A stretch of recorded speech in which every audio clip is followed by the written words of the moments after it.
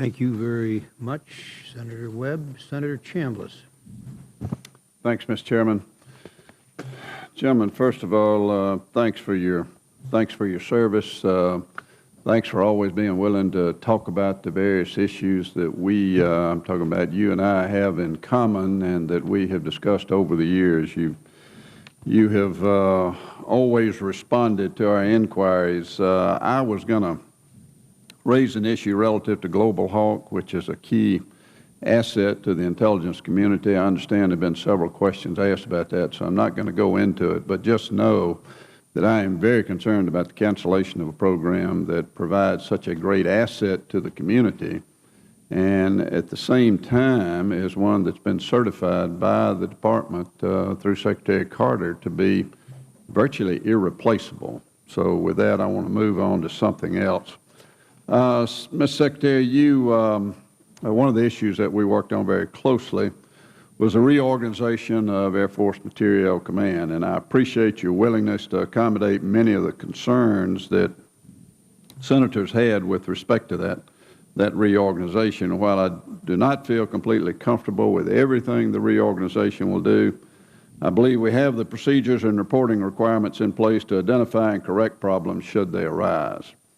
My main concern with the reorganization is the effect that it may have on sustainment of weapon systems, given that the sustainment program management and depot maintenance activities, which were formerly combined in a single chain of command, will now be separated into two separate chains of command. Now, can you just, for the record, explain why you think this new construct that separates sustainment program management and depot maintenance functions will help, or at least not hurt, the Air Force's ability to sustain weapon systems?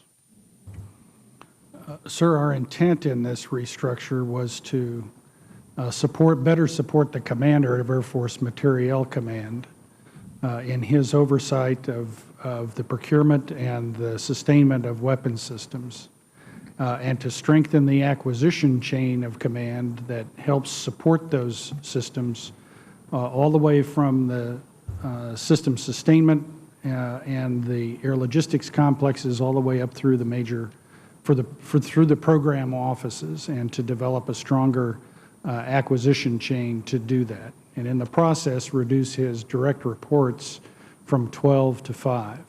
And in that process, help us to meet required reductions in the overall size of our civilian strength in the Air Force. So that was the rationale for the proposals that we have put on the table and have discussed with you.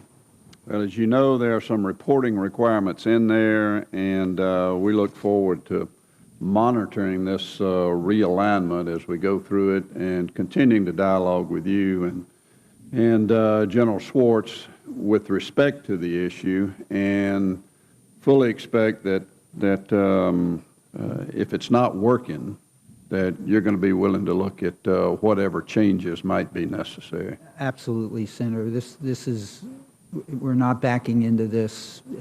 All changes like this require tweaking. I'm sure there will be tweaking, and we'll be ready to act when that's required.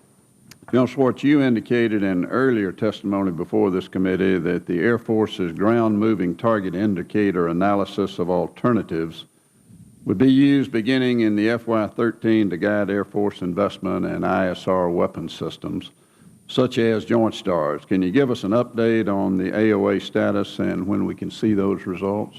Sir, the AOA was approved by the Air Force and provided to the OSD CAPE for their sufficiency review on the 25th of January.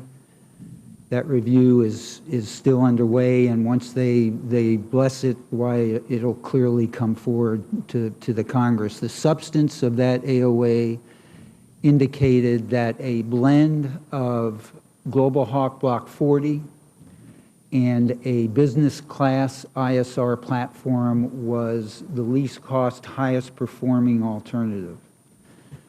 The reality is that there is, notwithstanding the AOA, sir, the reality is that there's not enough space to undertake a new start business class ISR platform. We simply don't have the resources. And so we will continue with the combination of the JSTARS GMTI capability with the companion Block 40 Global Hawk.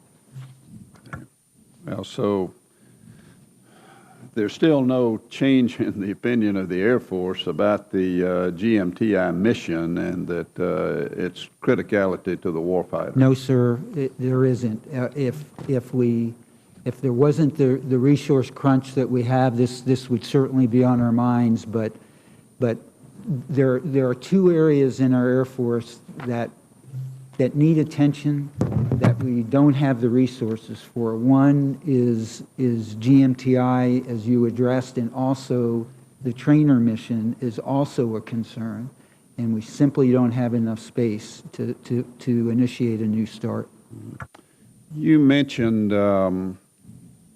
that things have changed since 2005, the last round of BRAC, and that another round of BRAC is necessary, and particularly because you're flying fewer airplanes in the Air Force today than what you were flying even back in 2005. Can you define that a little bit further with respect to what types of facilities need to be looked at closer than others, i.e. what types of bases are we looking at? Fighter bases, transport bases? I'd say yes to both, probably. I think here's part of the issue.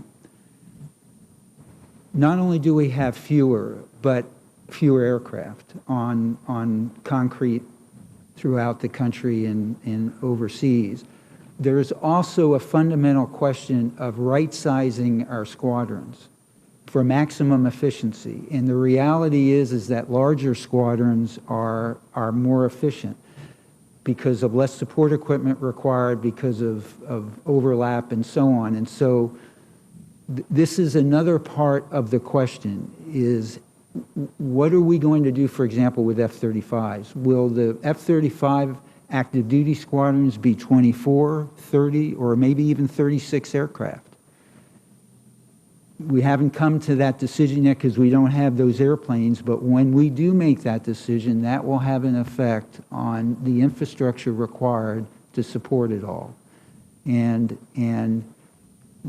My view is that we need to have good assessments of capacity, and we need to do that, because if we don't, we're going to be expending resources in areas less important to us than others, like readiness and modernization. Thanks, Mr. Chairman. Thank you, Senator Chambliss. Senator Lieberman. Thanks, Mr.